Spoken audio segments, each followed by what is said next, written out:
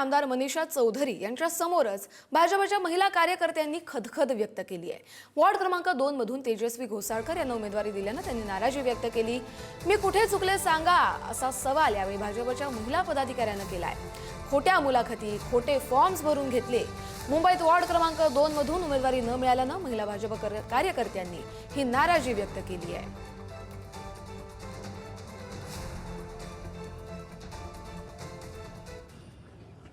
आपल्याकडे आज सर्वात महत्त्वाचा मुद्दा म्हणजे आपल्याकडे आज कार्यकर्ता मेळावा आहे।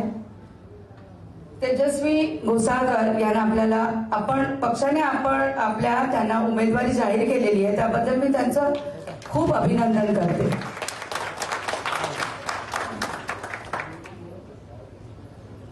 पक्षाचा निर्णय मला मान्य आहे, परंतु कार्यकर्ता काय असतो ऑन रेकॉर्ड करा, सगळं रेकॉर्ड करा, मला काही फरक पडत नाहीये। मी काम केलेलं आहे, मी बोलणार। कार्यकर्ता काय असतो आपण, तुम्ही, आम्ही आज युतीचे सगळेच कार्यकर्ते आहेत इथे।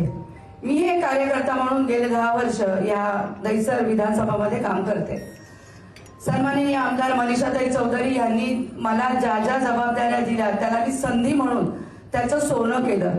मला वाटतं आज तुम्ही कधी नकार देऊ शकत नाही। माझ्या ज्या महिला भगिनी बसल्यात, रात्रंदिवस आम्ही काम केलं, मी काम केलं, माझ्याबरोबर असणाऱ्या महिलांनी काम केलं। कुठे चुकली हो मी कुठे चुकली? मी कुठेही चुकली नाही।